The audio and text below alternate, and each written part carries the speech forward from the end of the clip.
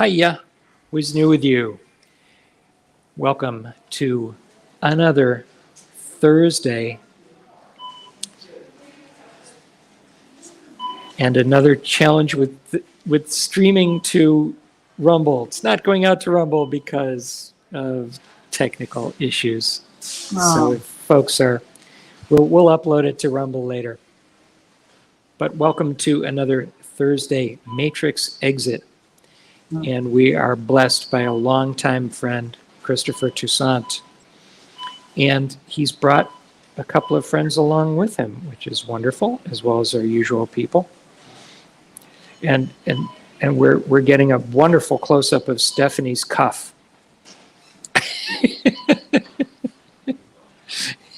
Stephanie, you're on.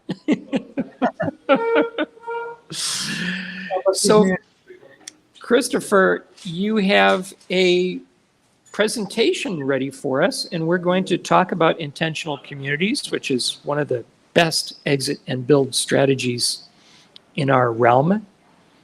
How did you get engaged with this process? When did you start realizing this was a thing we were all going to have to do? And give us a little intro. Okay, well, I don't think we're all going to have to do it, but those who are motivated will certainly want to know about doing it and start action steps towards it. And that's what I've done. Probably about 20 years ago, at that time I was living in Los Angeles for maybe about 15 years. I really started seeing a slow decline in the quality of life and the freedom then in Los Angeles. And I started looking into intentional communities. But it wasn't, nothing struck me as being ready for prime time. And I wasn't ready as well.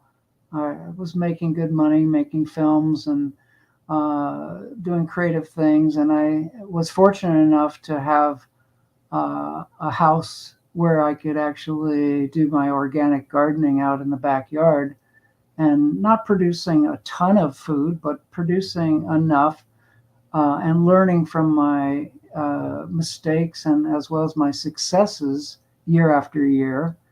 And I decided, within the last couple of years, that now was the time to finally move out of LA. And so I've been looking at a number of different areas. People have suggested moving out of the country, and some people are very fond of going south towards either Mexico or Costa Rica or Ecuador even.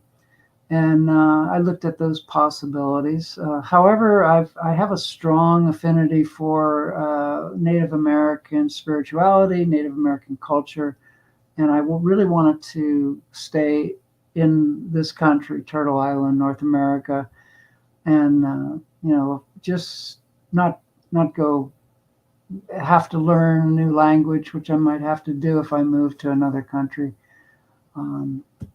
So I decided to narrow it down. I went to something called the Exit and Build Land Summit that was held in Texas in May of 2022.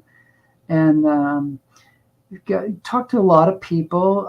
There's a strong Freedom Cell community in Texas, for instance, Central Texas, especially around Austin, put together by people like John Bush with the Live Free Academy.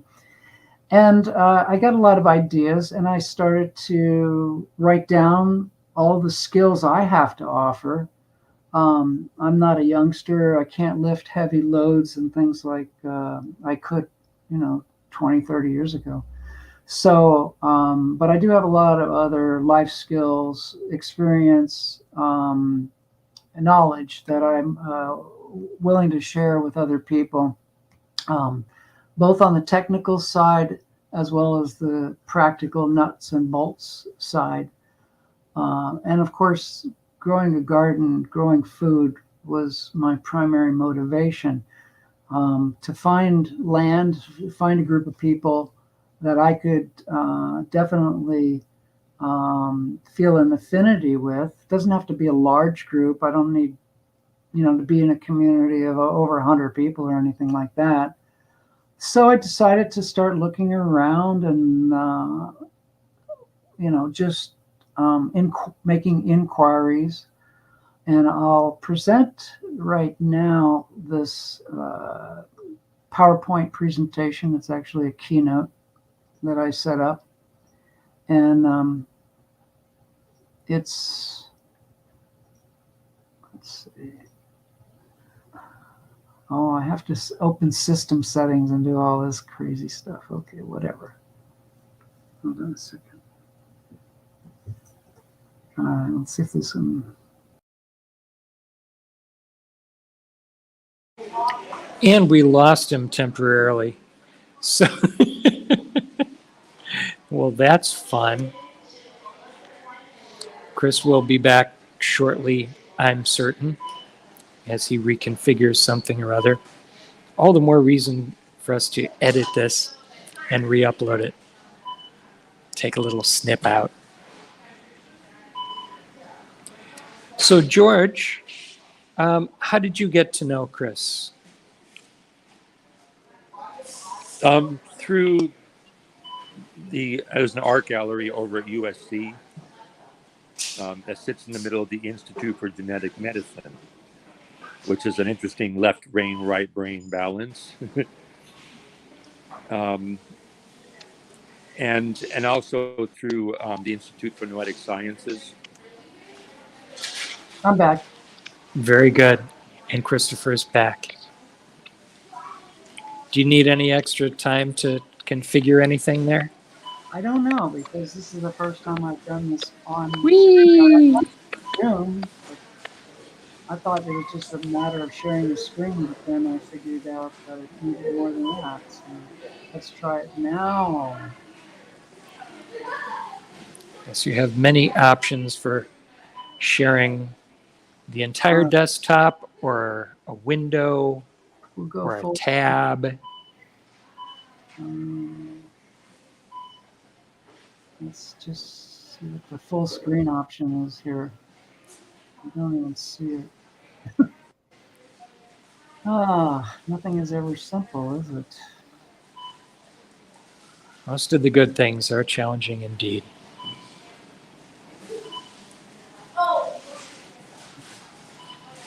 And we now have your screen. There it is. Okay, there we go. Can you hear me? Oh, great. I lost audio. I hear you perfectly. Okay, fine. So you could see the Exploring Intentional Communities, the first slide, and it's my visit to Moon Ranch, which is in New Mexico. And I went in October of 2022 for 2 weeks to check it out, to meet the people there. And this is how I found out about them. They have several different pages on different platforms. One of them is called thefreedomcells.org. Another is called WWOOF, WWOOF USA, and that stands for Worldwide Organic Opportunities for Organic Farms. So they hook you up with people who have property, have farms or intentional communities, and then you can go out and work, and they'll provide food and boarding for you for usually between 2 weeks and several months. So I said, I'm going to go for 2 weeks, check it out, meet people there, and see what happens. So I connected with them on a channel on Telegram called FC, which stands for Freedom Cells, Housemate Tenant Wolf Connection. And Ramona was the person in charge that talked to people and initially vetted people that could come out and were interested. And she asked me what my different food choices were, what I was capable of doing and not doing. And we then scheduled a Zoom meeting with, there's four adults, 4 children, and 4 pets on the property. It was a 4-acre property. So a lot of fours there. So I decided to go out, and everything came together where I could schedule a 2-week time to just drive out. So I went out to the beautiful, passed through Arizona. And on the way, I visited a friend of mine who's setting up a similar kind of community, but he's in a very primitive stage. And he's got 36 acres, but that's about it. They've got an RV and a few tiny structures that they're building. So this is what I would consider a primitive type of off-grid, exit the city, get out into the rural areas. So they didn't have things like a well on the land. They didn't have a septic tank. So they're in a very early stage. I think they only bought the property a year and a half ago. And it was nice. I stayed overnight then, and then I moved on to New Mexico. And then we visited the Moon Ranch, which this is kind of like the main entrance. Off to the left there is the house, the main house. In the back is a outdoor, it's not an outdoor shower, but it's a shower that they call the moon shower, and it's enclosed in its own small little shed-like structure. This was a kitchen that they had set up, and these are for all the different volunteers, the woofers, as they call them, that come in there, and they provide all the food. You could bring your own food too, and you could cook it out if you wanted to.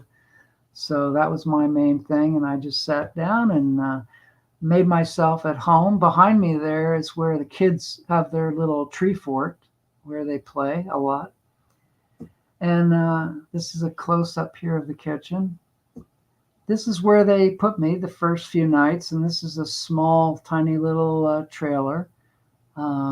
It had, you could see the stovepipe there.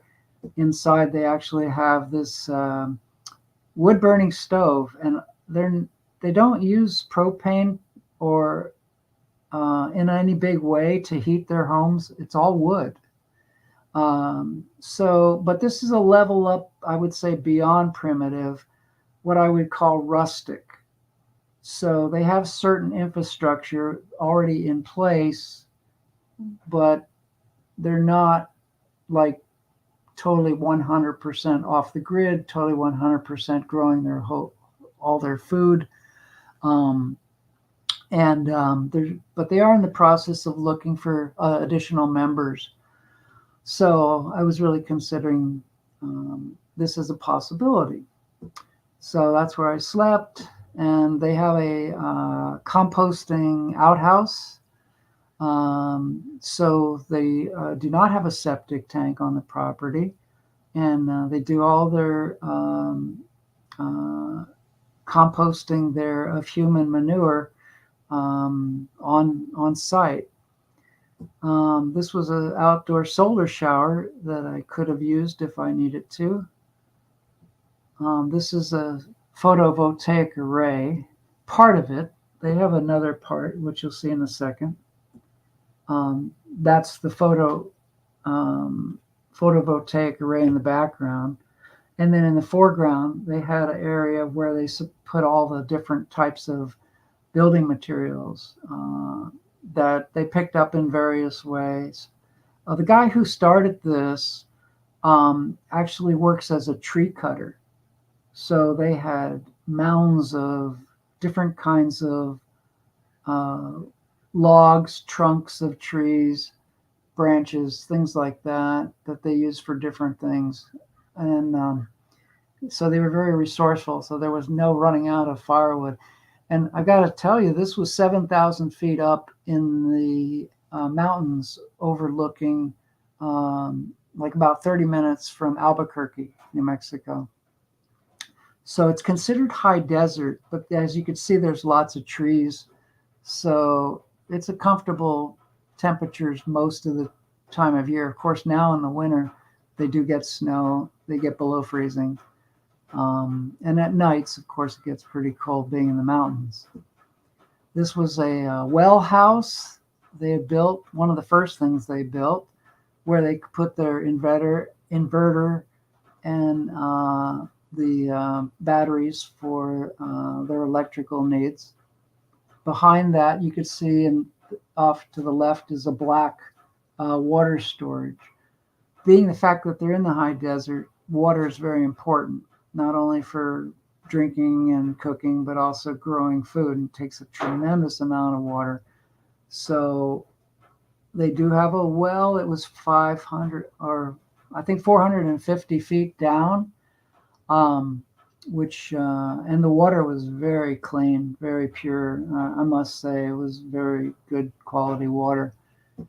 They built a chicken coop, and with a chicken coop, you have to have space where they can run around. So it's like a free range thing. They had about, I think, 12 hens when I was there and like 3 roosters. That's one of the little children there. They had 5 different gardens, which I thought was a great concept. So each of the adults had their own garden area. Then they had a community garden. So that would make a total of 5. And they grew a lot of things, beans, corn, tomatoes, of course, chili peppers, things like that. A lot of things that are common to the American Southwest, and a few other things as well. So this was October, so some of the garden was dying out at that point. When I did go there, I did have several days where I picked corn and beans and helped with the harvest. And then they're growing marijuana as well, which is kind of cool. Good quality, I must say. They have 2 large yurts on the property, also heated entirely by wood stoves. This was the interior of one of them. And they have a teepee and sweat lodge where they do monthly sweat lodges and American Indian ceremonies of different types. This is where I was moved to, the little casita, which was bigger than the small trailer I was in. And then this is the interior part.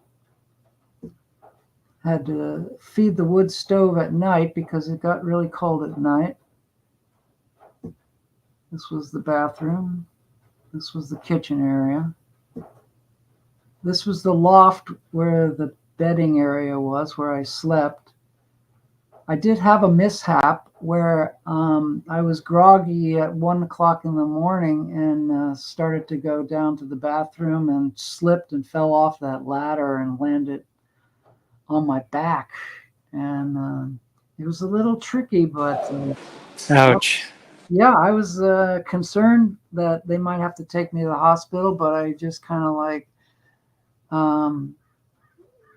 crawled over to the sofa and then simply did my breathing exercises and got out of the feeling that I was going to go into shock, and checked my muscles and put some ice pack on my neck and my wrist where I picked up some of the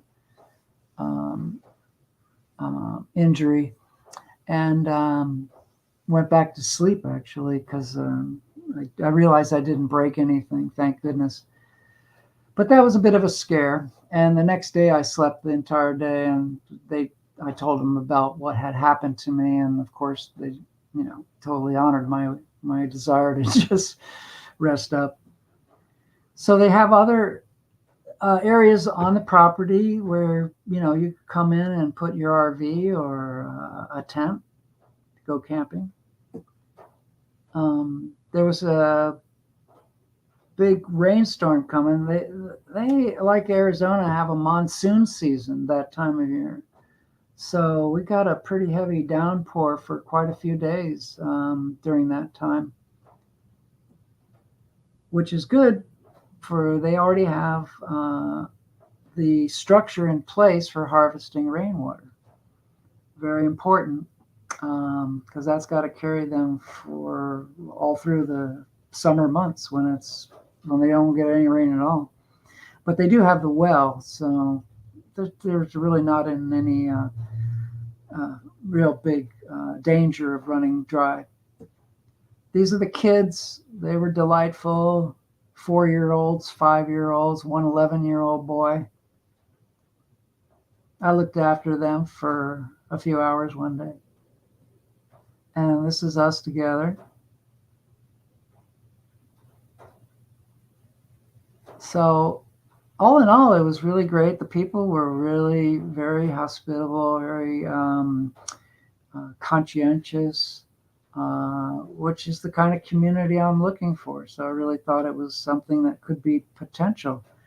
And I'm still considering it as a possibility, but this was like really the first place that I found that I wanted to visit. And I've since been looking. I'll tell you the reason, though, why I just decided it wasn't for me was because I could not see myself having to stoke a wood-burning stove every single day for 6 months. I thought that would be a little bit beyond my capabilities.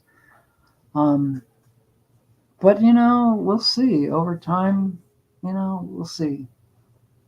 You get used to certain things. As we grow older, we get set in our ways, a lot of us, and it's hard to break from the conveniences we have of living in the city.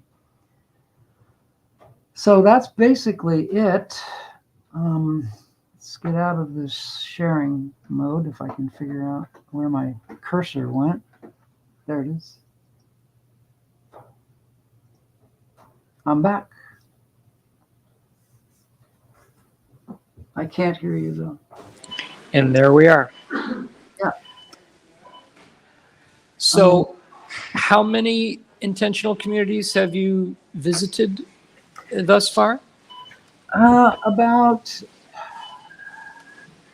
5. About 5. And I went to one that George knows about. That was in a place called Owens Valley. And they had, I think it was 20 acres to work with. I also visited a place in Texas that was more like a homestead, but they had an incredible garden. And it was very hot when I went there, but they had figured out ways of, just keeping the weeds down. And, the woman who did that along with her husband were living structure design people. So they wrote a book about what they were doing, and I bought one of their books for $20. And let's see, there was another community I was thinking about. It escapes my mind. The Arizona one, of course, that was in a very early primitive stage. So. And you began the process of looking at intentional communities how long ago? Well, it's been a organically evolutionary type of process where as the years passed, I realized I wanted to do something like this 20 years ago. And I looked at eco-villages. I looked at different types of intentional communities that are already have been up and running for years. And I found out a lot of those, which I would call established as opposed to primitive or rustic communities, they want an entry fee of anywhere from $25,000 to $100,000 just to join. which was totally out of my price range. So I, immediately discounted those. And then, when COVID hit, it just kind of accelerated my interest to do this. Also knowing that, when some of I had come down with lymphoma, third stage lymphoma in 2019, which I was fortunate enough to be able to heal using all natural methods and having no need to take any kind of chemotherapy at all. So that's behind me now. But it made me realize, that I am getting more fragile. Even though my mental clarity is still there, my physical body is, having to rebuild itself and, constantly. So I realized I better start making the move now. And so that's what kind of accelerated. Now, on top of that, I really got stoked in what John Bush and Derek Brose are doing with Live Free Academy and the Freedom Cell movement. So they are really starting some big Freedom Cell communities in Central Texas, and it's expanding around the world.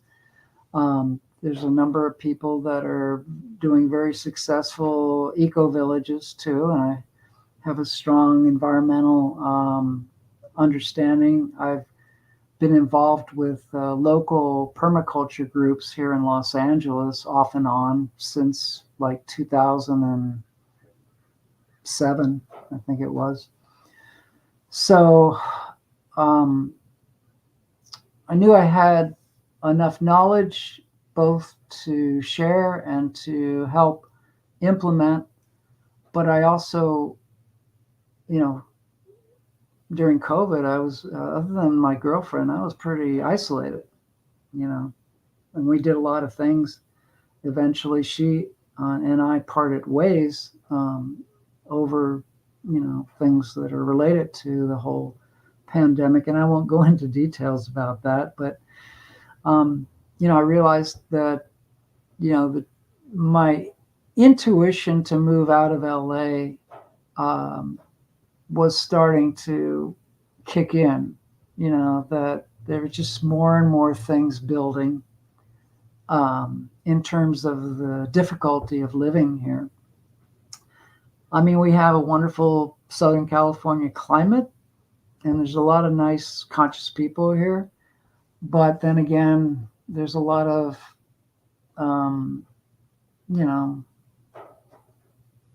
people that are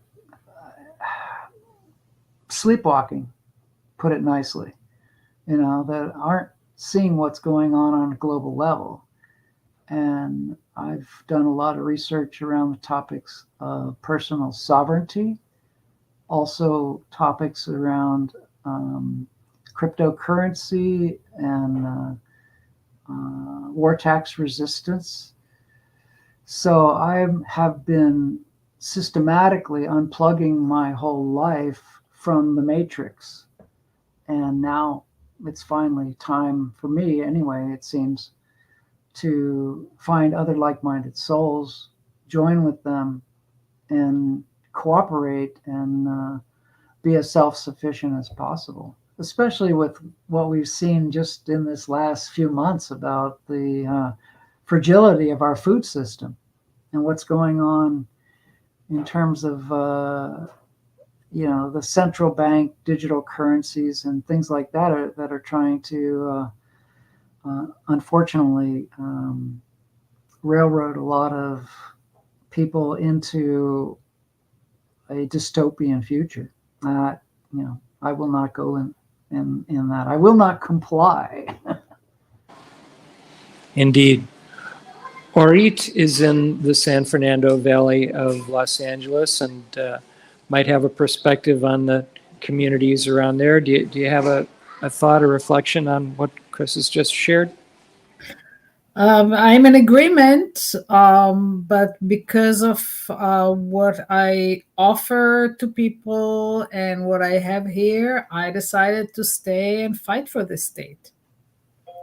It's my decision. I'm glad to see other people doing the same. And I totally understand people who decide to bail out of here. Yeah. Nice.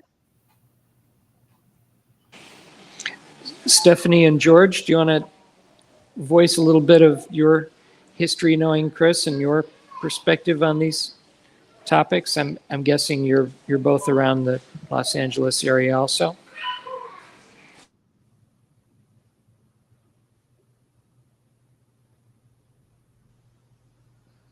Everybody's muted. Yeah. There you go. You're on, Steph. Hi, it's me, Steph. There I am. I can even see myself. I've known Chris for, I don't know, 20 or 30 years. We don't look that old, but we are. And I'm really fragile now. After living in the city of LA with these cars and this smell and the way they act with people, and I am chemically sensitive. I don't know where I went. I'm gone. Oh, I'm in the middle. Look at me. Wait. See, I'm brain damaged. Just a minute. I am actually. I had a very bad head injury, and it's hard to drive around. Hold on. Whoop. She's having a hard time driving around, so it seems. While she reconfigures, do we have George back? Oh, wait. There he is. There's George. Say hey, George. He's muted. Oh, there we go again. Yeah. You're back.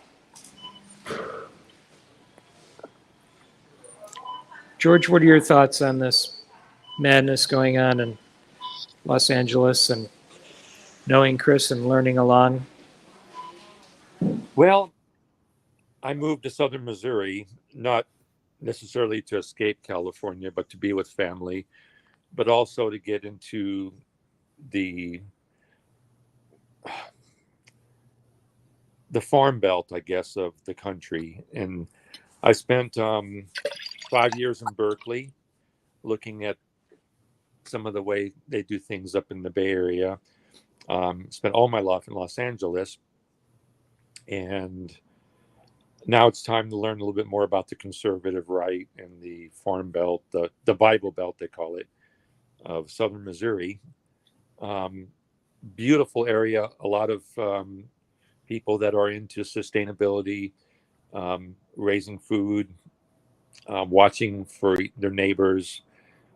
Quite a bit different than Los Angeles. I really find it's very heartening to see what, despite the Donald Trump flags I see everywhere, it's there's an element that I'm interested in finding out more about. I guess was it Orit that wants to stay in the San Fernando Valley? My heart is in LA. It's where I was born and raised. And I hope to bring some elements of social architecture, I call it, to the larger city, the city structure, the county, the state structures. And I'm at the point now where I want to try to make it happen in a small town. And I live in a town of 686 people. And it's just quaint. It's really nice. So for all the good and bad, people grow their own chickens and eggs, and we bought a side of beef and got the freezer filled with food, and so there's a prepper mentality here that I'm finding pretty fascinating, and so Christopher has expressed an interest to come visit. I'm also building somewhat of a sustainable community within this neighborhood, sort of semi off-grid, where there's well water, but solar power, but there's also city power. So there's an interaction between both. If everything in the city just shuts down, and I have the solar power. I've got well water. I have a year-round creek.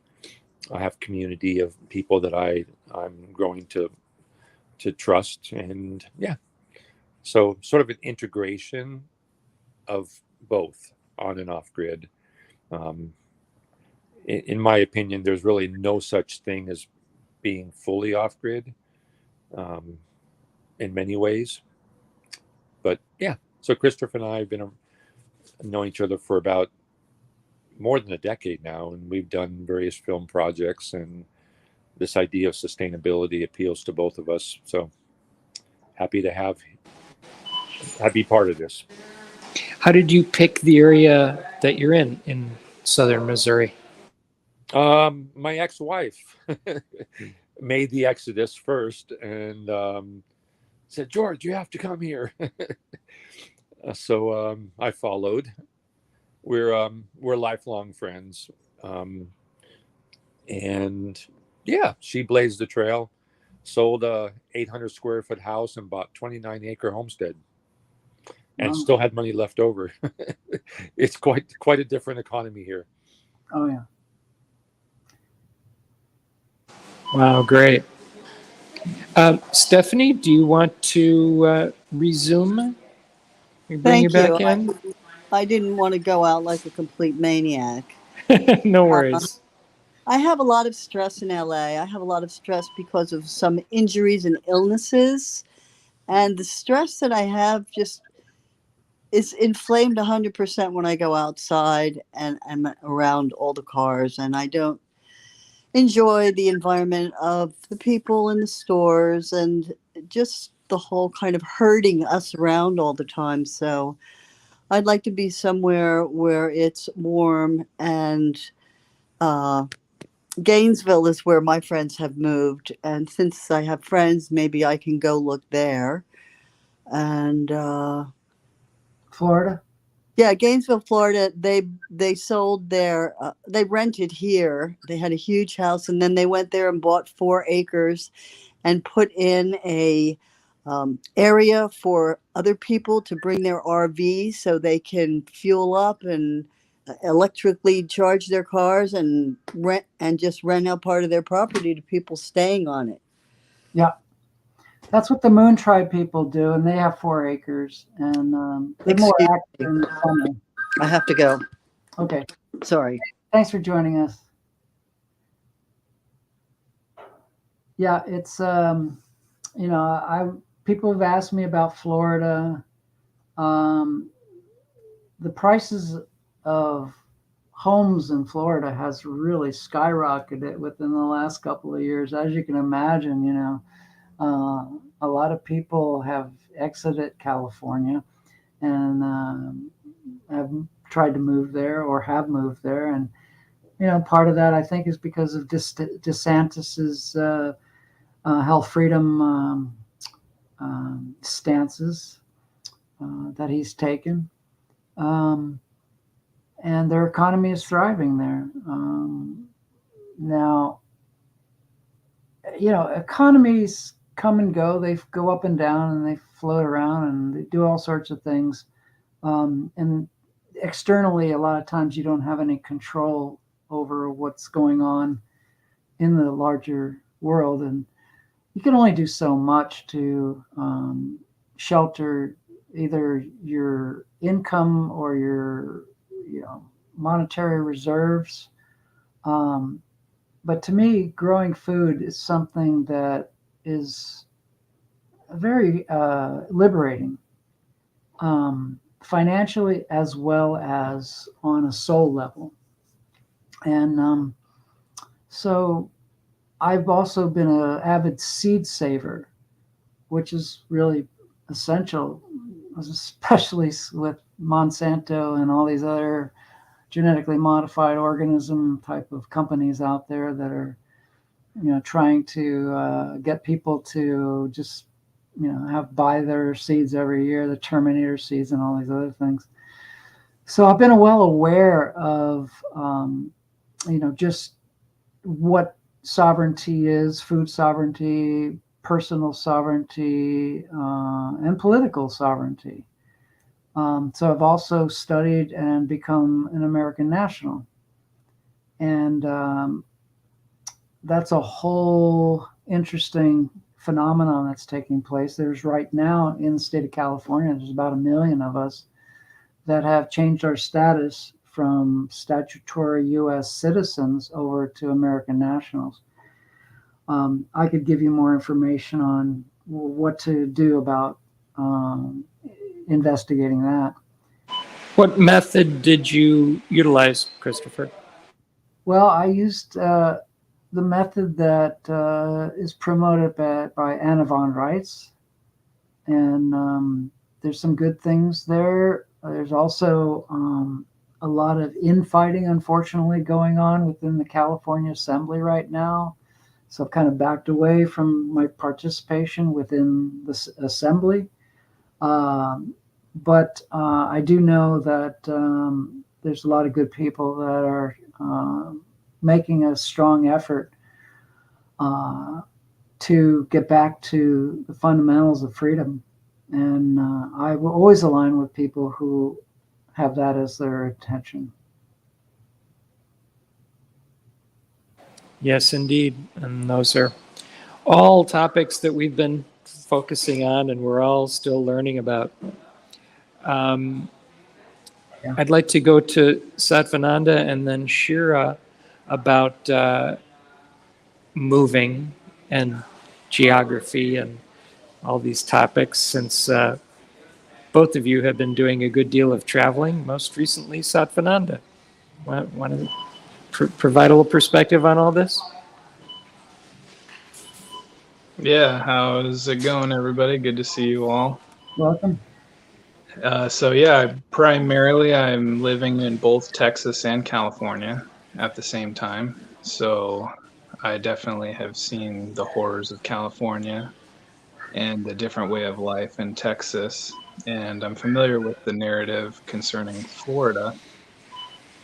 And the only advice that I could offer really is being careful with how the narrative presents itself to us, because there's a corralling of the minds taking place right now, and they're using economics to drive this kind of compartmentalization into conservative and liberal bastions. Right. So yeah, it's definitely an important aspect to remember, because when we look at the voting maps, it's pretty even, and no matter where you are, blue or red.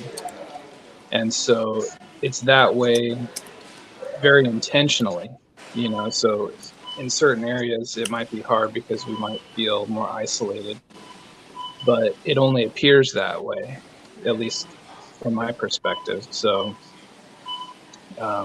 yeah, staying in California, especially people like us, I do find to be important, because we don't want to give up so easily, or kind of go along with the Hegelian dialectic, what's called, the situational awareness of the greater agenda or narrative is also very helpful to keep in perspective. As far as intentional communities, I've also been going this way. My preferred model is kind of like the Ubuntu style. It's an African perspective where we all are essentially functioning as one unit, like one person, literally. And as far as my own design of an intentional community, it's primarily like a nonprofit organization that generates its own income through outreach, education, and retail, whether that be some sort of sustainable products or animal husbandry or microgreens or different types of vegetables or medicines, herbs and spices or teas or even salt. And I designed it that way specifically because in a lot of these intentional communities, I noticed there's no money generation. So they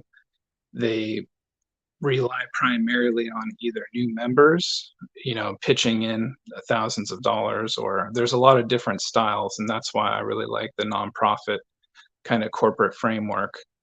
And I myself have a environmental ecology, sustainability, animal husbandry background, and so yeah, that's the kind of the same direction that I've been going in on also. So it's good to see everybody today.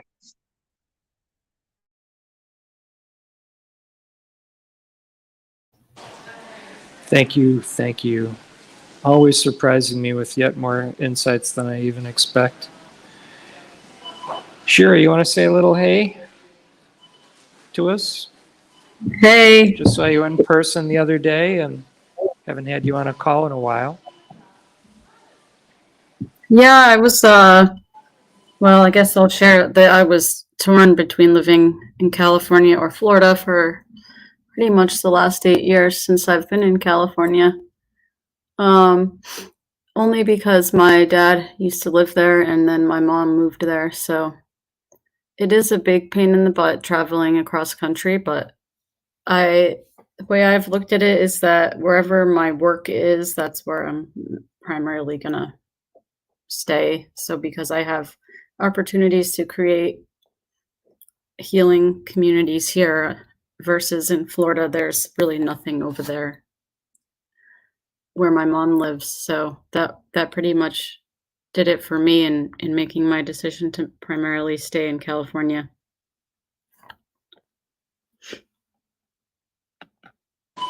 Wow, that's surprising. Why do you think there's not much of a healing awareness in that area of Florida? Well, it's like a retirement community and they might be people that aren't on a spiritual awakening path. So, but yeah, as far as as far as spiritual opportunities go, there's so many in San Diego area. When you look on meetup.com, if you look at groups, you're going to find so many different meditation, Reiki, working on yourself type of groups. And I looked in where my mom lives in Florida, there was nothing. So yeah, that kind of, because I was still thinking like, oh, maybe I should spend more time at my mom's, which I still could, but there's not much for me to be doing there other than visiting my mom. So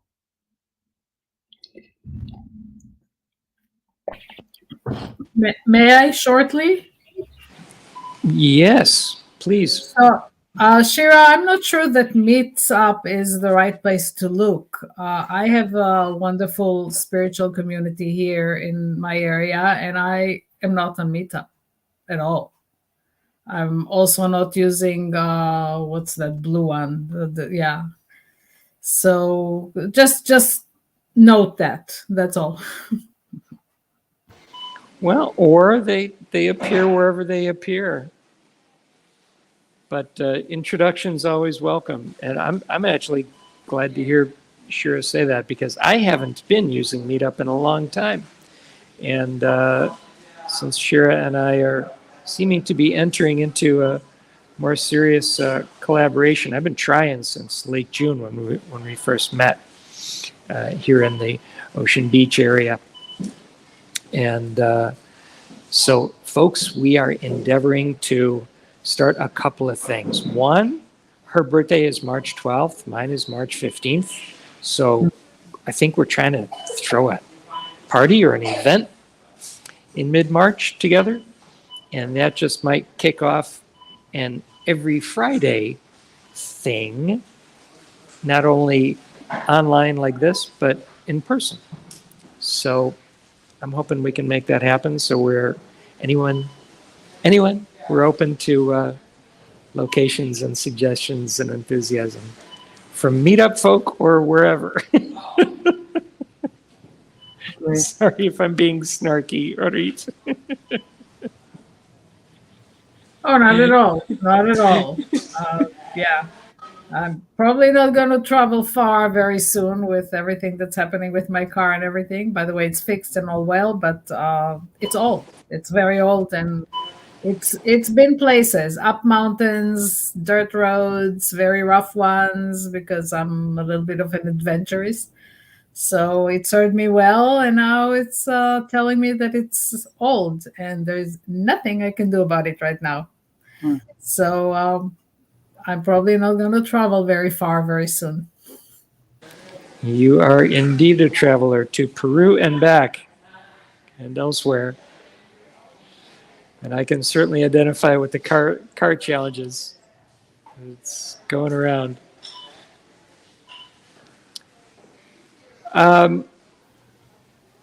Christopher, you have a few more thoughts? Was there anything that you wanted to present further on screen?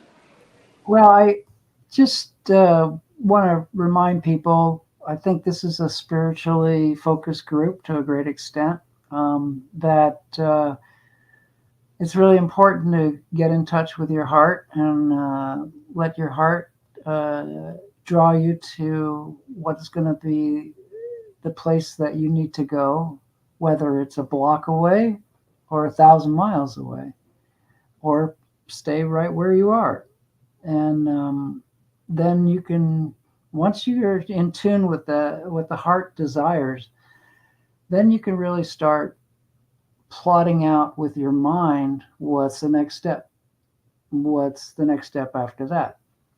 And for me, it is about rejoining with a spiritual community. I'm not looking for any particular religious sect or group. But I want to be with people have done the work on themselves so that they are more emotionally present and more able to not, let little things get to them. One of the things I learned, even in just the 2 weeks I was there at the Moon Ranch, was you could have everything all planned out for what you're going to do the next day, and then something comes up, me falling off a ladder or something, one of the women's car broke down. So some of the people who were planning to do something with me had to go and help her, so no matter what happens, it's almost like a guarantee that something out of the blue is going to happen. And how you respond to that is everything, If you get all flustered and you let it deplete your energy, then, you'll be shot for a few days, and then you have to, regain your energy after you process all that. But if you can let it just slide and realize, okay, that's stuff happens, shit happens. You just have to kind of roll with it and be accommodating and be compassionate with other people and see where they're at. Not everybody is going to be in the place that you are at a particular time, especially with children, and I'm leaning more towards being with a community that has teenagers that I can, help guide in terms of my teaching, in terms of sharing of my wisdom that I've accumulated over the last 69 years.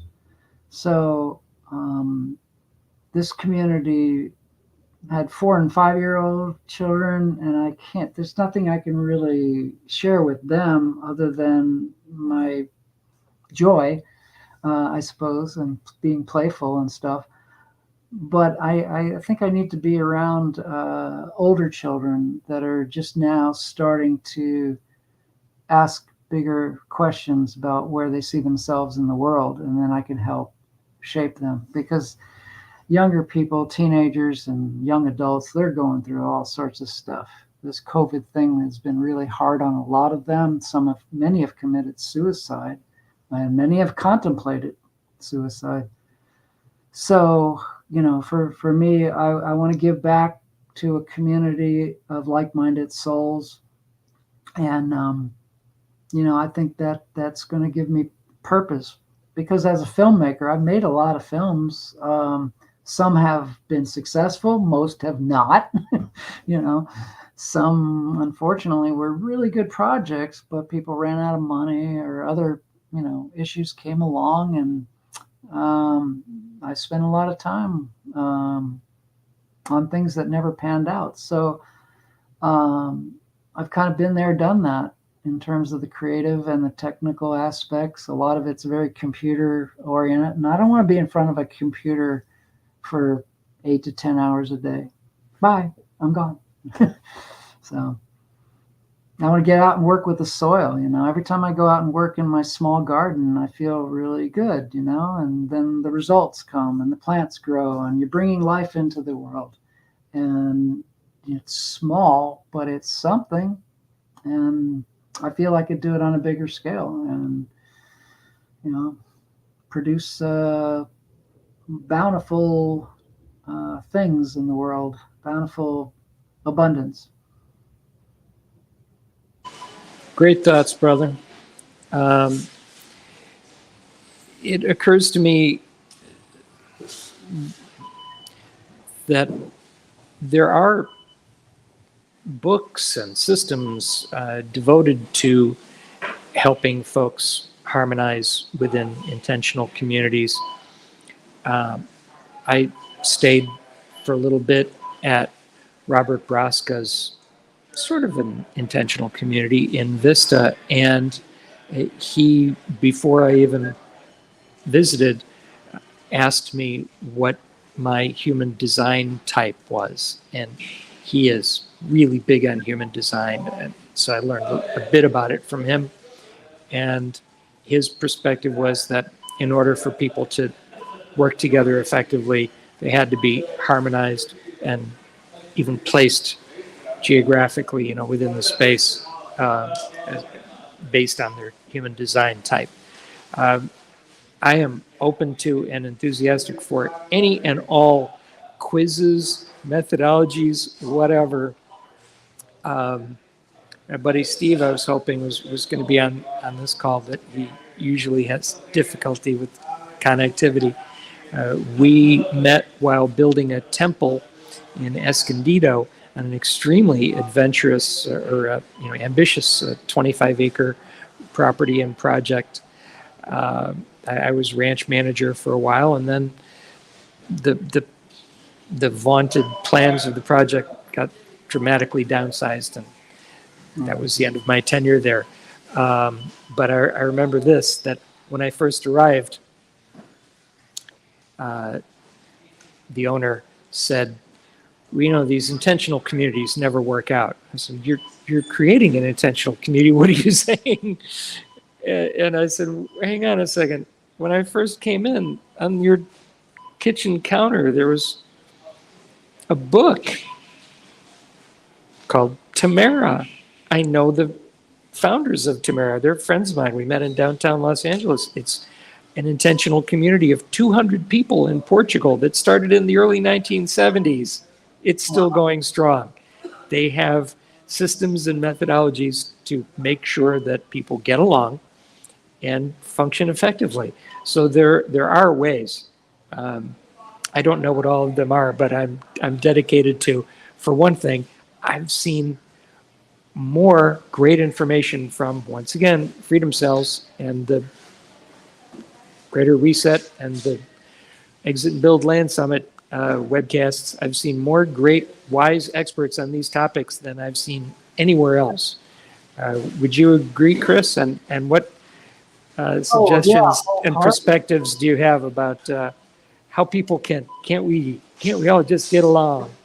Well, wholeheartedly agree. And as we move further into the Aquarian age, I think this is going to be a model which will be essential for a lot of people as they have to exit the cities. The cities will, unfortunately, many of them will decay to such an extent or be so unlivable that people will seek out communities. Now, you could have a community within an urban environment, but there's certain things you have to prepare for.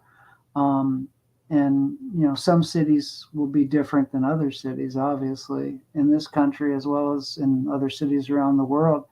Some cities are really implementing rooftop gardening and things like that, which is kind of interesting. But, ultimately, people will gravitate to things that are optimistic, that are, and even though the track record of most intentional communities has been in the past, very bleak in terms of succeeding, a lot of those reasons always, generally come down to interpersonal conflicts. So we are going to have to start learning how to handle when the small conflicts come up so that they don't turn into large conflicts. Interestingly enough, George and I are working with a speaker who just came out with a book. Bill Steerley is his name. The book's called Emotional Sobriety. And he has methodologies which help people do that. So we're going to work on helping to get his book further out into the world. But yeah, there's people have to start learning how to handle these dynamics, and they're not getting very good education from the mainstream culture. I mean, look at how our movies handle problems. It's about violence all the time. Even the biggest blockbusters like The Matrix and films that have somewhat interesting concepts to produce, like Avatar, the Avatar movie, they are always come to the final resolution is one where you have to kill, where you have to destroy the opponent. And we're not going to be able to survive with that in the coming decades. We're going to have to move away from that old dominator model, as Terence McKenna used to call it, and move into much more of a cooperative type of interrelationship with each other. I have no doubt about that. It has to happen. And I think it will happen. Absolutely. What was Bill's last name and his book again? Steerley. S-T... S-T-I-E-R-L-E, I think it is.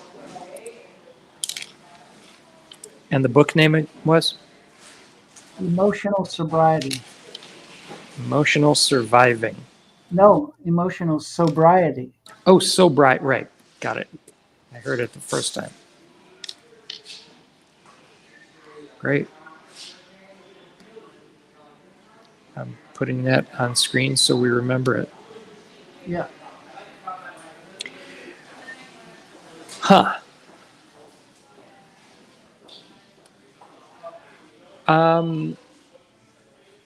Yes, Shira, thank you. Shira just typed in the chat. Part of ManKinder's mission is indeed to help us to be loving and constructive communities. Exactly, which is why Shira and I started talking when we first met about her observation that the reason why she goes to truther groups, meetup groups, whatever, is to find emotional support. And we're still in the hunt to find the formula and get it right. Yeah, do you have some thoughts you want to express on that, Shira? Hello, everyone. Let me think. Well, ManKinder, I guess the name makes me think we want to be kinder. So I guess I was going to throw you a question, Michael, on, how you want to create kinder humans. Unfortunately, it's too easy for me because I grew up in a family in which that was just the way we were. And often folks that do something naturally don't have the training or the skills to know how to explain it or teach it. So I'm going to throw it to Satvananda. What are your thoughts on this, my friend? Well, a very complex topic, of course, as always and as usual. Well, what I normally teach is that by giving a person a good diet, a good food choice, there's very little else we have to do. The person will then start thinking in a very good way on their own. As for working together, and what I call the fickle nature of interpersonal group dynamics. There's a lot of spiritual elements, psycho-emotional elements, of course, like indoctrination, or what I call the fallacy of ethnocentric indoctrination, which can really cause a lot of friction between people based on a hierarchy or a misperceived hierarchy of ideas. So a lot of stepping on toes when we're all coming together, trying to build something larger and more cohesive and synergistic. And so that's pretty much a big part of what I do in my classes, teaching people how to be more mindful and feel better about their choices. Living without regret is a big part of being able to work with others. And just like the other gentleman said, not taking things too seriously. This is another huge aspect to hurt feelings. And yeah, working with the psycho-emotional self or the psycho-emotional body will also, especially with the children, will make them able to be more well-adjusted, and they won't really have a lot of the problems that we do. Just by simply giving the children, you know, quite an average education in combination with the correct food choice will do a lot to make the future a better place.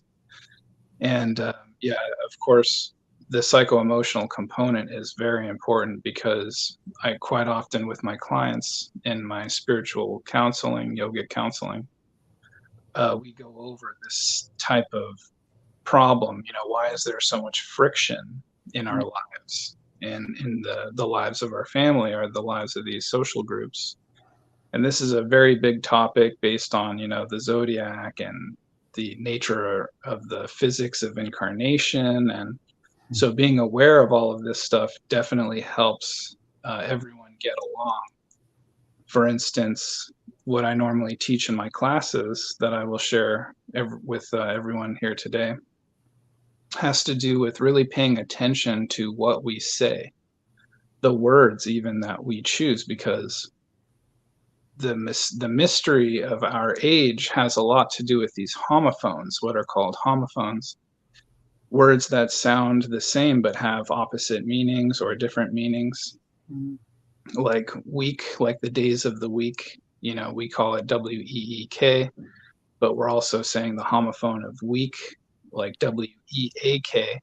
And a reliance on these homophones when we're speaking to one another, especially in a heated conflict, will really allow us to analyze where a person's coming from. And when we do that, when we really listen to their word choice, it helps kind of bridge the gap between someone's subconscious and their conscious mind. So this is a big part of what I teach that will really help everybody, you know, become more synergistic. And yeah, so if anybody has any further questions, feel free to message me. I hope that answers your question, Michael. Fantastic. We are open to whoever would like to contribute to these topics. I would like to add to what Satvananda said. We also need to detox our children.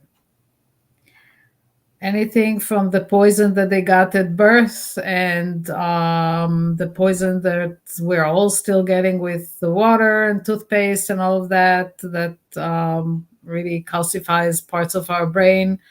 Yeah, if we want to have a normal, healthy future for our children, we need to pay attention to what they eat, like you said, Satvananda. Absolutely, all of us. But I think we need to find ways to detox them, and on all levels: physical, emotional, mental, spiritual. They're poisoned. Yep. Chris just typed in fluoride. Chris, do you want to talk about detox methods or pineal gland issues or anything that relates to again, optimizing intentional communities? Well, in terms of my healing journey with the cancer, I realized early on what was bringing it on, you know. And for me, it was stress. And for most people, it's something like stress or anger or fear, things, very negative emotions that are held within the body and not sufficiently addressed. So once I got that in my mind, and really embraced that, I actually, things started to develop where out of the blue, positive, like almost angelic help started coming my way. There's a fellow named Chris Wark who actually cured his own cancer. And right when I got diagnosed, he suddenly makes his 10-part series on healing yourself naturally from cancer available for free. So I watched it. And then on top of that, I got proactive and created a GoFundMe where, because I knew I wanted to do alternative treatments, one of the side effects of chemo was death, and I didn't want to go in that direction, obviously. So I created this GoFundMe, and about $6,000-7,000 came my way, and so that relieved a lot of this financial stress. Plus the fact that I a few other things, but I really got a hit that I had a lot more friends than I knew of that were out there and willing to help me and support me with donations, and that was really. And I think Stephanie contributed something, and George probably contributed something too.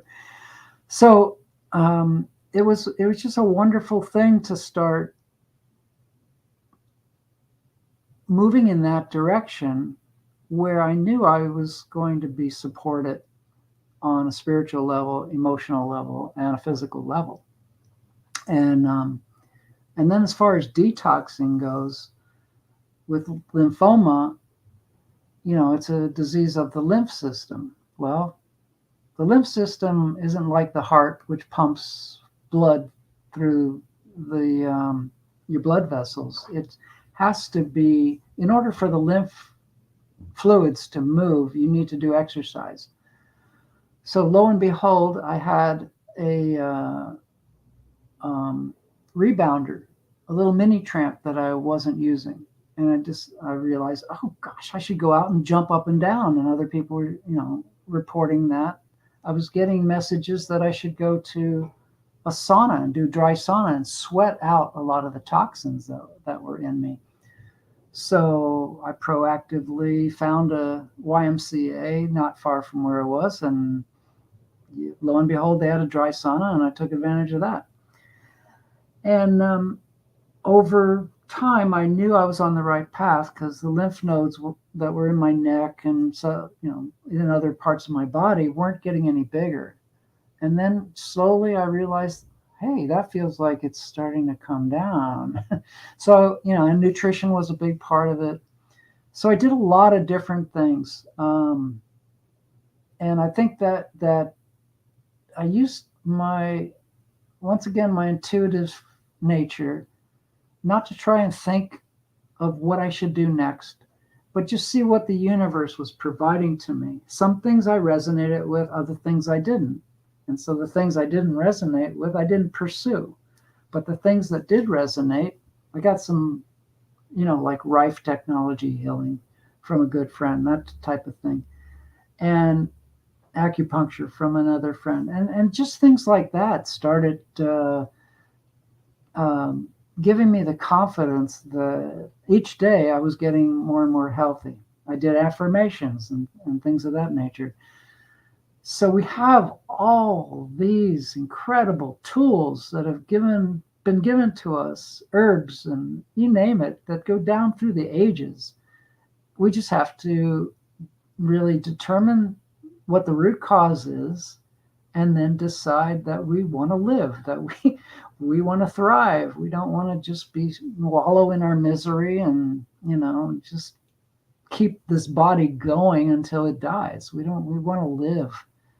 And I'm talking to Stephanie to a great extent on this, because, our friendship, she's been going through some tremendous challenges. And I know, she's confided in me in a lot of those things. And, it just, whenever she calls me, if she's got something she wants to know about, I'll take the time after we hang up and find resources that I can send to her, or I'll just send healing energy to her, prayer work. All that's important. All that's valuable. We may not be able to measure it right now, but believe me, it does make a lot of difference. Thank you. That's beautiful. And I want to be able to actually talk about that. So I'm glad you brought it up, because, all these things we see as sometimes as separate events in our lives, but they all synergistically connect up the totality of our being and the totality of our life and how we touch other people and other people touch us.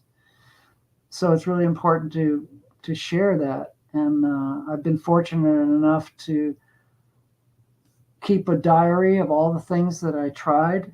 And then every now and then somebody says, oh, my friend is suffering from this kind of cancer. Do you have any advice? Just shoot them off of that list of all the things that I did. They may find one or two things on that list that might really resonate with them, and they'll do it. And, but we got to get off of this idea that somehow our health is in the hands of the doctors, the pharmaceutical companies, the health care system. Got to get off of that idea. And I think this whole COVID event, pandemic, or whatever you want to call it, has really motivated a lot of people to simply, get that message, whether it's with their children or with themselves. Yep, it's become quite evident to millions worldwide. Thank God. Maybe billions. Right. Yeah. Similar to your dynamic with Stephanie is what I've only started to address with Shira. Is there anything you want to share in this dimension there, Shira? Yeah, I can relate to everything everyone's talking about. Sorry, I had to run upstairs, and then the dog had a fuss fit, and then I just got really tired. So maybe I'll be better next time for contributing more. But yeah, as far as healing goes, that's what I've been doing the past 8 years, and that's where we're headed. So it's all about healing, moving forward. You want to share any specifics of something that you'd like support or assistance or advice with? Not at the moment. Cool. Understood. Who's next?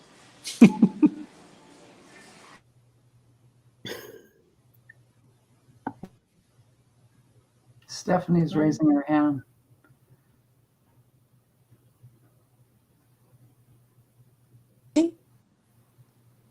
You're on. Can you hear me? Yeah. Okay. Part of the reason Chris has been such a wonderful friend, I miss having love here in LA. And his love and his care and appreciation have been a big support to me.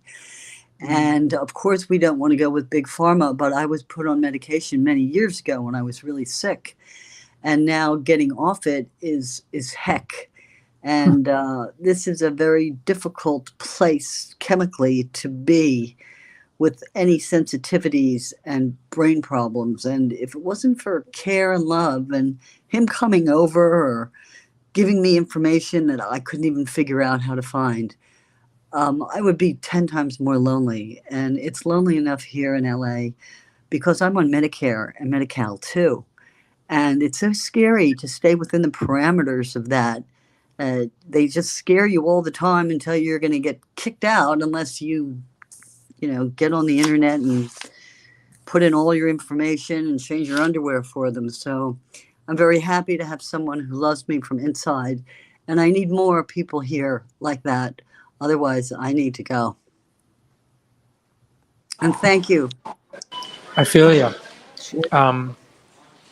I came from Chicago to Hollywood in 1998, and then moved my parents out from Chicago to the San Fernando Valley, Encino, in 2003. And they were only with me for 4 and 5 years until they were gone. And then the COVID kicked in, and I've been sabotaged and lost almost everything, but not everything at all. And so I've gone from the San Fernando Valley down through Orange County and now down to San Diego, in search of the most ardent, passionate, committed, and effective truth warriors in California in order to save California and thereby save our nation and our world.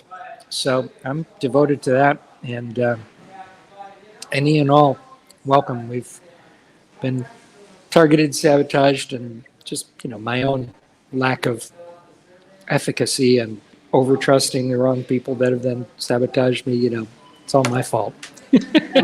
But Stephanie, what area are you in? I live in Los Angeles near Culver City. West Side, like right, Chris. Motor Okay. and National Boulevard. Big, new, expensive, yuppie, puppy, dumpy hole in LA. And you know what? They built the Metro Rail behind my apartment building.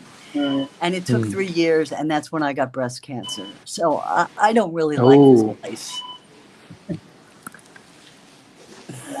I used to take stage combat classes at the, what's the name of the bakery building? That was it the Helms? Helms. The Helms? Yeah, great building. Mm-hmm. Yeah. Kind of in that area, right? That's right. I'm right near there. Yep. All right. Well, Ori, you're not too far from Stephanie, and and then we've got Daniel Mentz's Freedom Cell is about to start up more get-togethers. Maybe we can all connect with each other, and some folks can get together in person. Yeah, definitely looking forward to that. I can make it to Encino in my own beat-up car. And Stephanie, you're, I don't know, about 40 minutes away from me, maybe, something like that. Depending on, traffic here is never predictable. Yeah. But yeah, you're not too far from me. No, I hope I can get it together to drive that electrical mobile to somebody's house without shaking like a leaf. Oh, my God. I need someone to drive me around now. Yeah.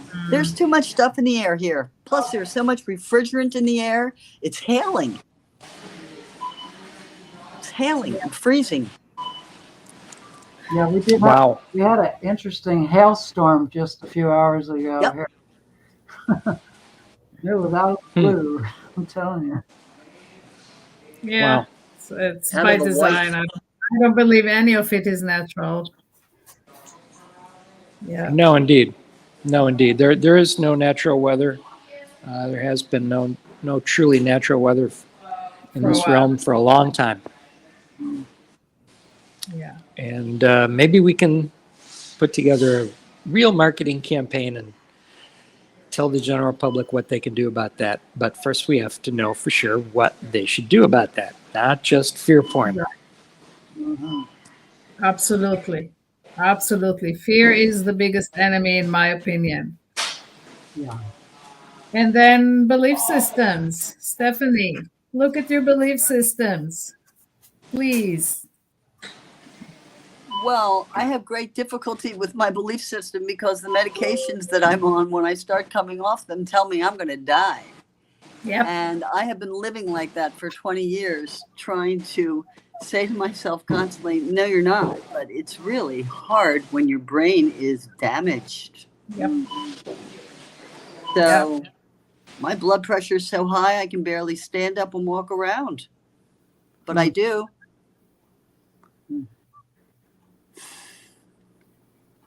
Yeah, that's a tough loop to be in, but it's possible to break free from that loop.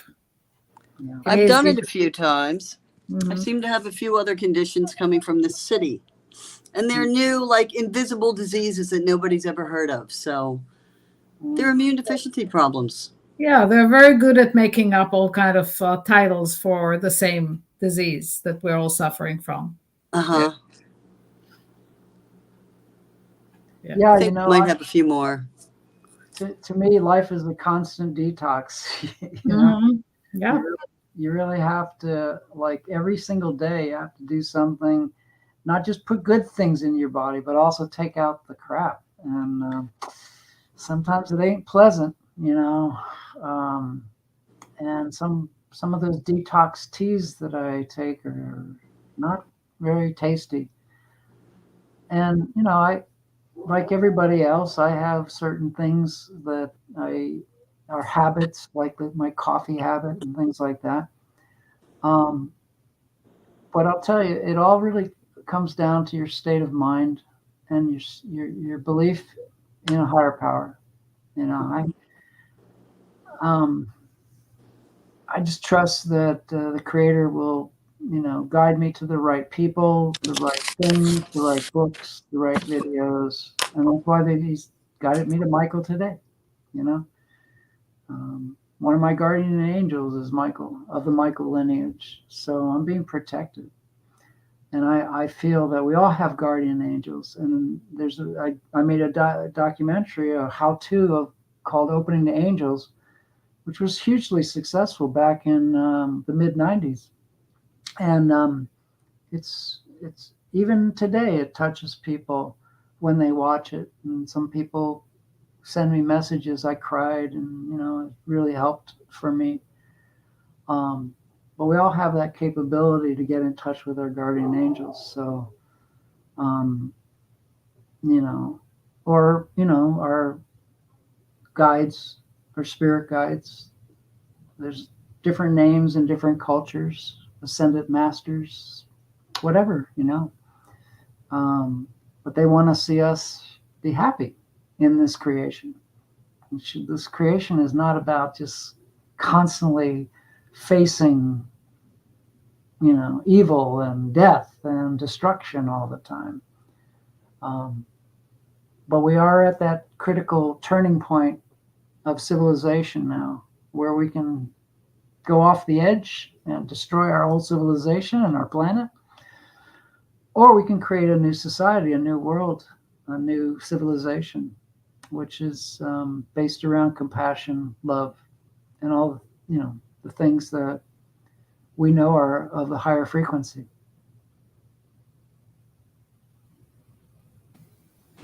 Yep. Right Yep. on. Yep. Gone. Yeah. And you said something that really resonated with me. I don't think you said it in that clearly, but you hinted that listening to our guidance, whatever you want to call them, angels, guides, inner wisdom, whatever, we need to listen to their guidance for action. We can't just sit back and say, okay, I have guiding angels, they will protect me, they will save me. No, they are guiding us towards the right actions to save ourselves and to Right. thrive. Totally. It's not about sitting and doing nothing. Oh yeah, I totally agree.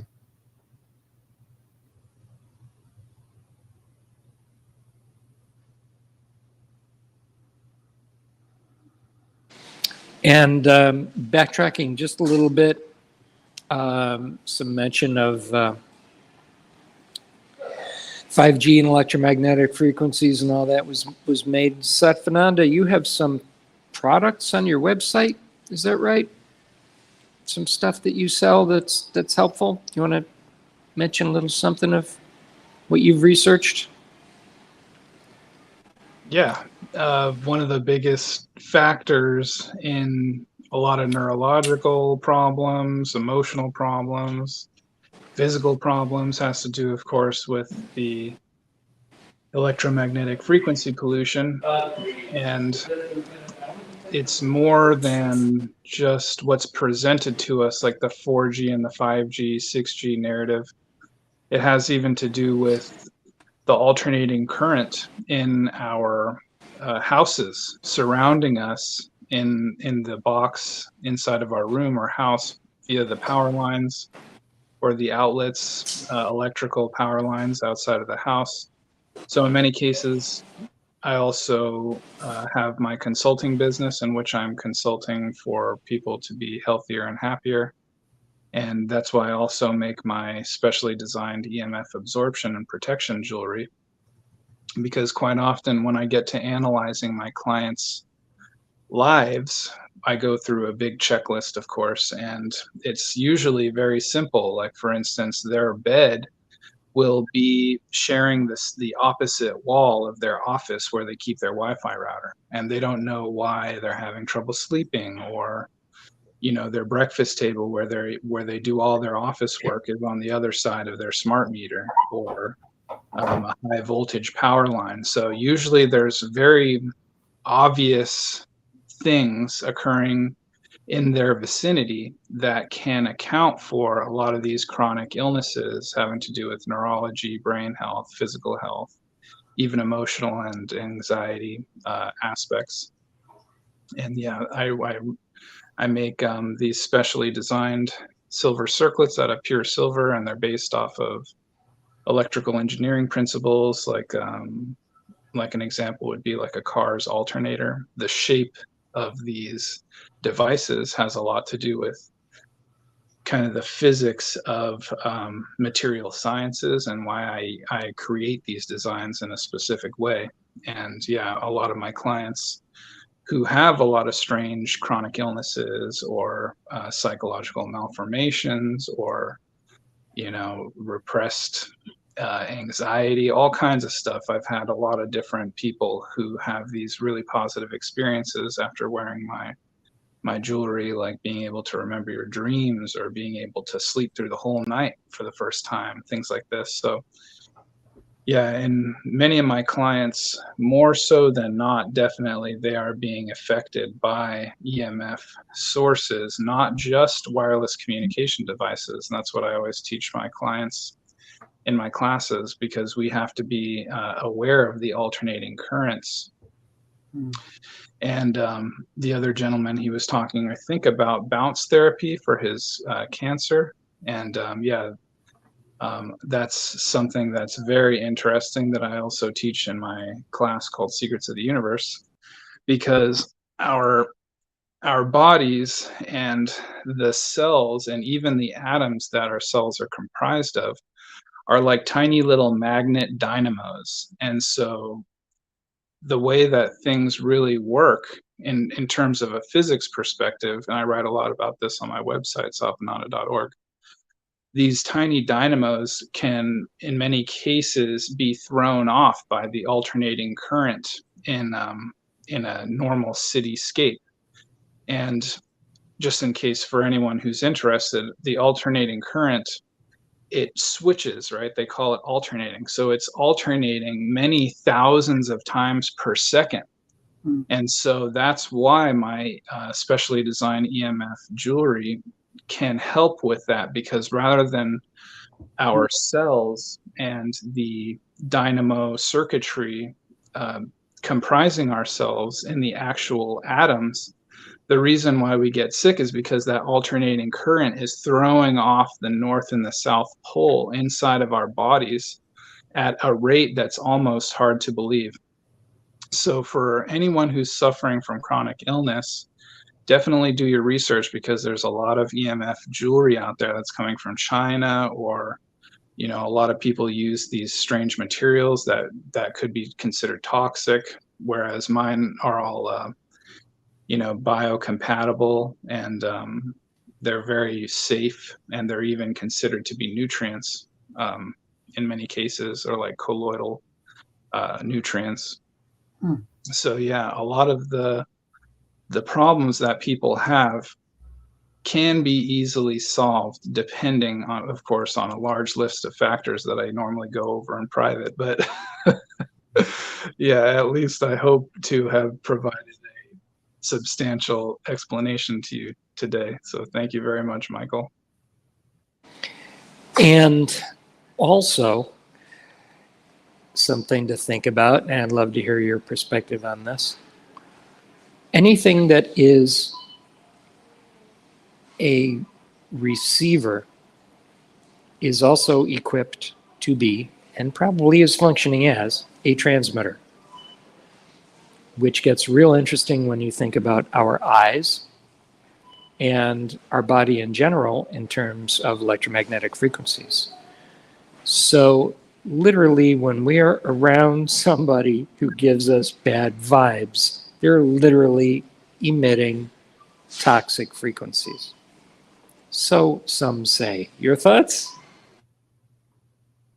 Yes, you are right. This is yet another gigantic, enormous subject, but humans have the mental framework, the conceptual framework, indeed, to conceptualize this. You know, people, oh my God, when she comes in, you know, she lights up the room. You know, this type of idea. We have a lot of different ways to explain this idea, or like a negative Nancy, or humans have a lot of ways that they are perceiving this information.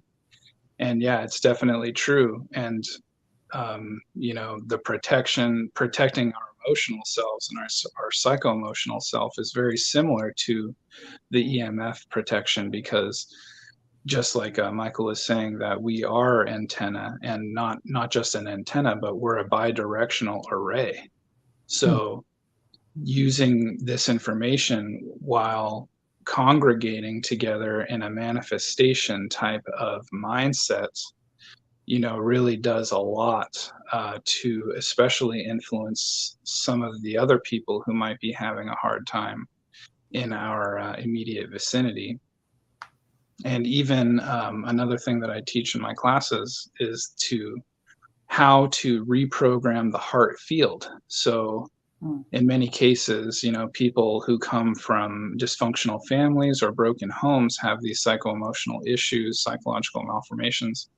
And through my research, I've discovered that our heart fields when we're children, and from then on out, you know, just being a vertebrate mammal, much less human or primate origin, our heart fields are constantly interacting in a bidirectional antenna. So when children, especially who have a hard time as adults now, a lot of the trouble can come from when they were children, when they weren't receiving the proper signals from the heart fields, the electromagnetic heart fields of their parents or immediate family. So in many cases, a lot of these people who are sick, either physically or emotionally or spiritually, I find that they can be very easily made better by simply loving physical touch, which inevitably, because of the physics of our heart fields, it will rewrite the ailing heart field and make it more harmonious and more synchronized, which then will transpose into the physical realm, or the physical form of the body. So another big topic, but yes, we are antennas. Thank you, Michael. Fantastic. Thanks. So Steve says he's gotten totally off grid by deciding to not turn on the power when he gets to his sanctuary. He's been pulling out all the wiring from his environments. Seriously? Wow. Been pulling out all the wiring? Wow. That's ambitious. Yeah. Steve, one of these days, you'll somehow get wired into us well enough for us to actually hear you, nevertheless. But, all right. I'm going to just bring it back into group layout here and open open season. Who's got anything at all that they feel like sharing? Let's see here. Yep. Stephanie.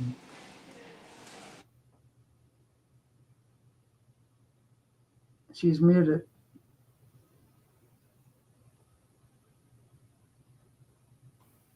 Go ahead, Stephanie. Unmute yourself. Go ahead. But you I'm need to trying. unmute. Let's see. It might be on me, so I'm trying to unmute. Nope. Stephanie, you are self-muted. You'll have to You are hearing me unclick. now. There you are.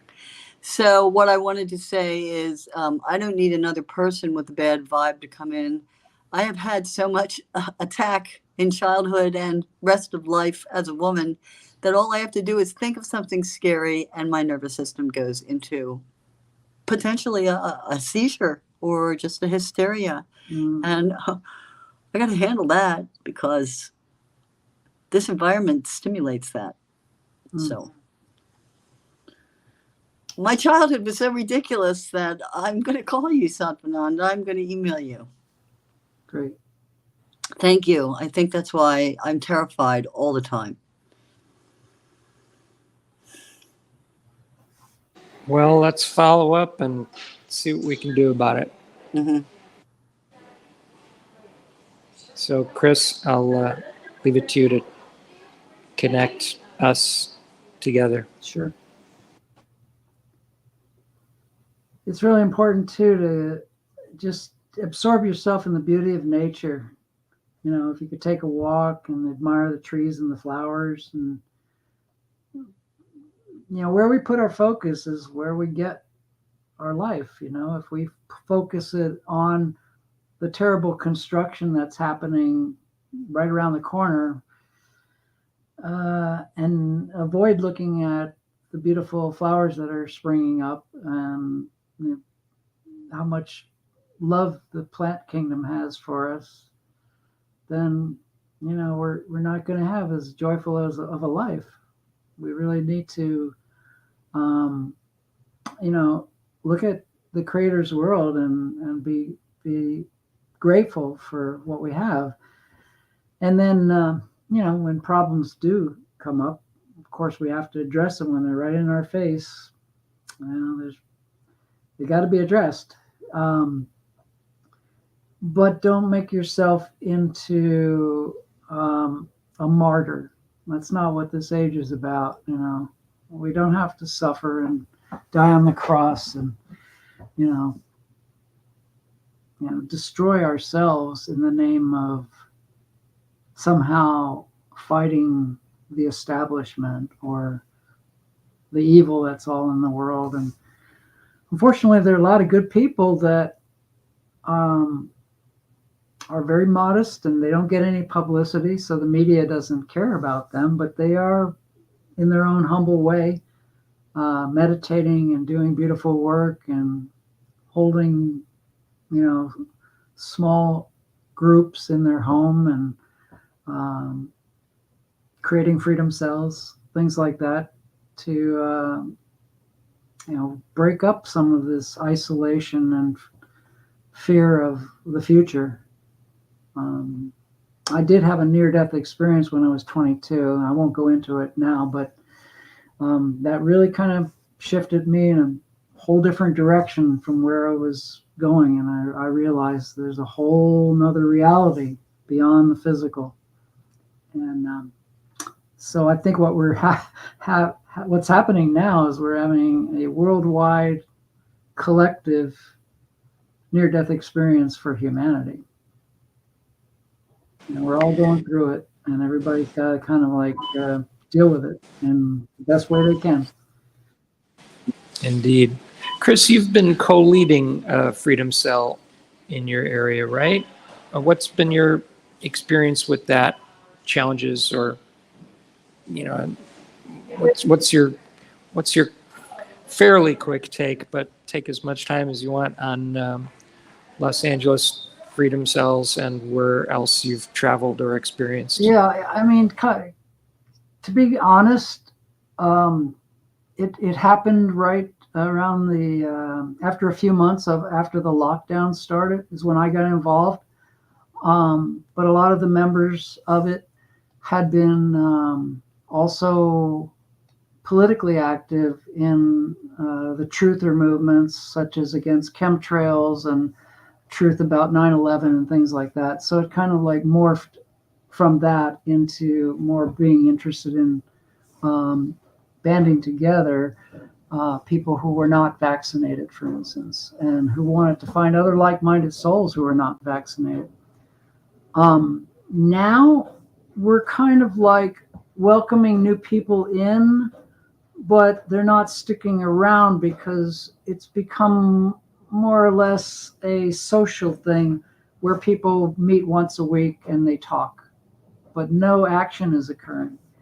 So, that's another reason that I'm looking to form community, like, or it was talking about, where there is some action that, that is happening. And that's kind of why I'm moving out of LA is I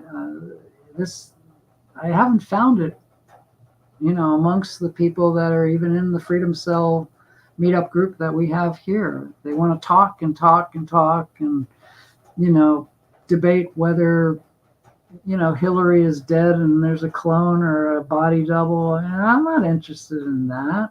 And then other people, another group that I've been kind of hanging with, there's some people that want to discuss about the flat earth. And I'm going, excuse me, that's okay. If the earth is flat, big deal. How's that really going to change your life? How's that going to impact you in the long run? Wouldn't growing food be something that would impact you in the longer run? Wouldn't teaming up with people to barter and trade for essential goods and services be more important in the long run? And securing a future for our children where they're not, herded into this kind of like technocracy? Don't you want to do anything, even on a small level, to help that along, to alert people, at least normies as we call them?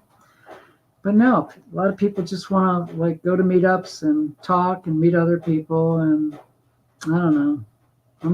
I'm beyond the ego games anymore. That's not what spiritual development. I left a lot of that behind, and now I want to help serve humanity, and I don't mean a cookbook.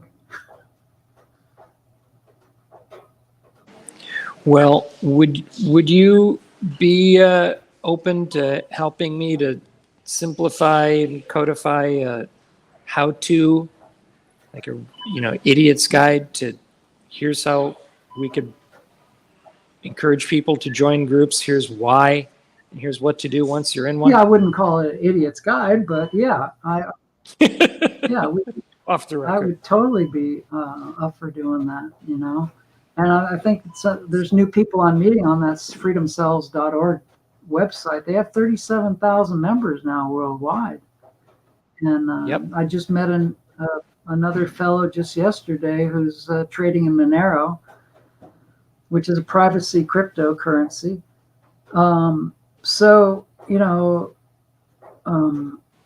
I have my hands in a lot of different areas. I'm still doing some film and video editing, and I'm still, talking to people one-on-one about different subjects. So, but like I said, I'm putting a lot of effort into finding a community, probably in Arizona, maybe in northeastern Arizona, where my guidance is directing me now. I know a bunch of people in that area, so let's talk about Yeah, that. I met up there's a Freedom Cell in Sholo, and I connected with them, as you know. Yep. Sholo is a major focus for some reason, or several reasons. Yeah. So, folks, the document creation and editing group is forming and expanding now. So I have felt, I'm sure as Chris would echo this, that Derek and John have been our best trailblazers in terms of a system, a buzz phrase, and but there's not really a marketing department. And I would love to be the marketing department for Exit and Build, Freedom Cells, et cetera, et cetera. Are you talking about the guys from the Greater Reset? Yep, same guys. Yep. Awesome. Well, John's a pretty darn good marketer, that's for sure. Some people think he's overdoing it. I see your point, but what I'm saying is it's thus far I think it's been word of mouth. It's been within the circle of those who already know what's up. There's not an outreach to go out and not that you want the general public, but the fence sitters, I would say, folks that know that something's off, but they don't know where to find out, like they've never heard of Telegram. Right. Yeah, Telegram. What we did with this. Telegram's been very good as far as several sites there. There is some issues with spammers and, the usual kind of people that get on there to try to lure you towards some kind of activity. But of course, you just have to delete those and move on. Yeah, that's inevitable. That's going to be anywhere. We did with the Santa Clarita Freedom Cell some time ago. We the idea came up to do a flyer and just put it at homes, and it was going to be an 8.5 by 11 trifold, and the front page said something like "Wake the hell up" or something. And I said, hang on a second. Who's your target market for this? Okay, your target market is people that are already awake, that already know what's going on, and you want to pull them together into real solution strategies. So why are you yelling at them to wake up? Yeah. You don't need that. I would have said this. And you don't need 6 panels of text. So I said, all we need is a postcard. This will be cheaper. With a colorful side and a text-based side. So I completely rewrote it, and it became this. And they used a mapping app to go and drop them off at homes. But here's where we made a mistake, is we did the QR code that people probably, a lot of people don't even know what that is. And the QR code would go to a Telegram group. So we didn't have a phone number, an email address. We missed a lot of stuff. But we got a little bit of traction. And I've still been trying to find, because my vibe with that group just didn't quite click, and I moved on. So that's the kind of a project that I want to resuscitate. Are you confused? Do these things and these things not make sense to you? You don't think you should need either of these things, maybe?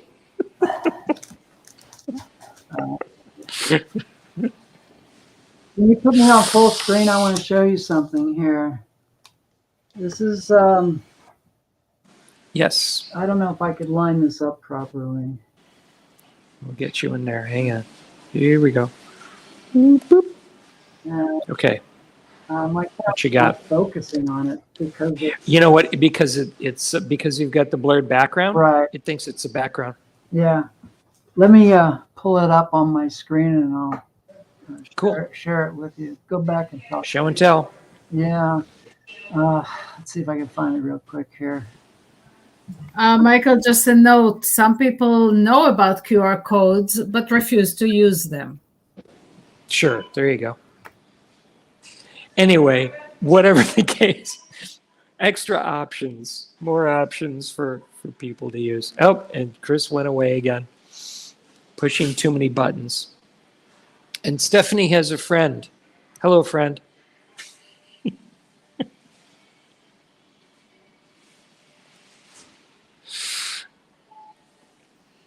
I have a friend too. That's right. You do. Best. Not even any booking. Such a well-behaved friend. Such a good one. Such a good one. Thank you again, everybody. Satvananda, how long are you going to be in NorCal? For at least 8 to 10 months, perhaps. I have a project here. One of my clients who is very seriously ill. So yeah, as soon as they're better, I'm out of here. But it was Man, you pleasure. made a swift leap over to there. Did you bring a lot of stuff with you, or just are you like traveling light? I tend to travel very light. It was a bit of a sudden decision that had to be made. So you Fantastic. don't carry a bag full of rocks like me? I never travel light anymore. A bag full of frogs? Rocks. Oh, Frogs rocks. are not heavy. Bag full of Rocks are heavy. Yes. That's I feel like reason. filmmaking and computer equipment have been my bags of rocks that I've carried with myself for my whole life. Okay, Chris, do you have tech? Yeah, Is it ready? I just wanted to share screen here. So Sounds like Satvananda is ready to move on this evening. yeah. Thank you, everyone. It was a pleasure. Good to see you all. Thanks, brother. Thank you, Thank you for Satyananda. contributing Thank as you. always. See you next Thanks week. for sharing. Oh, here comes the screen from Chris. There it is. Just want to leave you with that. Heaven is a state of consciousness. Absolutely. Like everything else, actually. That's a beautiful graphic and a beautiful concept, indeed.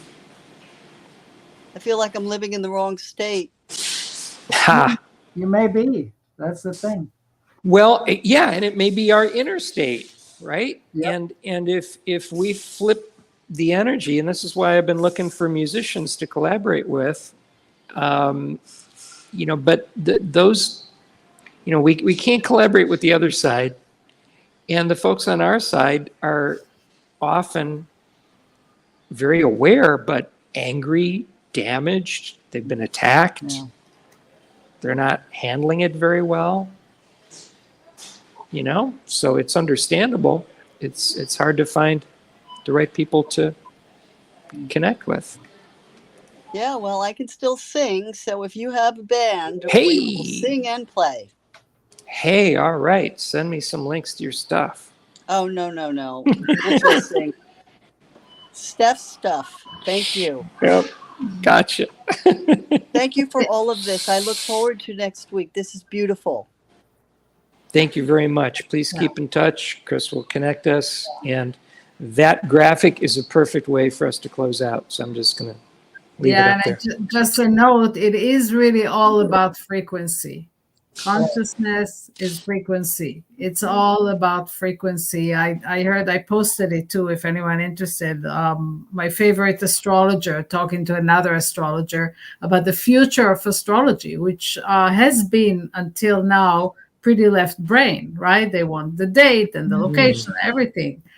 And it's very interesting what these two amazing women see in the future of astrology. And it goes back to frequency. It's all about frequency.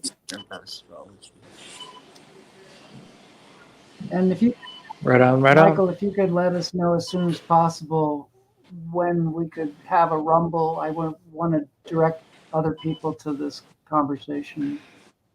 Well, it's on YouTube. So it's already Oh, up. it's already up. It's on YouTube and Facebook. Okay. And Facebook. Yeah, YouTube and Facebook. And Twitter. And Twitter, believe it or not. Oh, Twitter I even too. stream Wow, to okay. Twitter. I have not returned to Twitter, so yeah. It's all over the place. Good. What's the name of it on Facebook? Not that anybody notices. Just look for ManKinder. Yeah. ManKinder or ManKinder Net on any given platform. Okay. Lee. I'm going to bow out to thank you. This was enlightening and wonderful. I really like this graphic on the screen right now.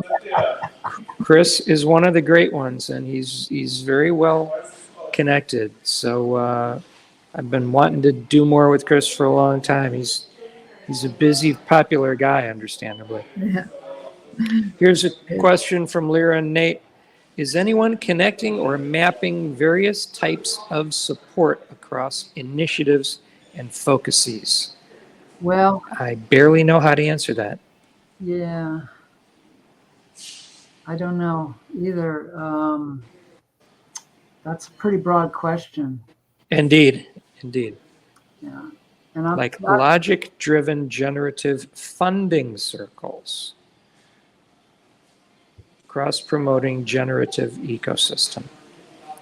Well, those are darn good ideas. Mhm. Thank Yes, you, Steve, everyone. everything's in the ether. Maybe we can talk about it next time, but I'm going to bow out. I'm deeply grateful for all you guys. Thank you. Yeah, it's See you been a soon. pleasure. Guaranteed. Ditto. Thank you, sweetheart. See you all soon. I'm going to sign off too, Michael. It was a pleasure. Thanks, buddy. Always a pleasure. Blessings. Thank you. Bye.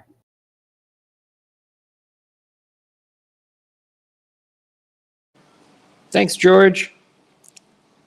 First and last.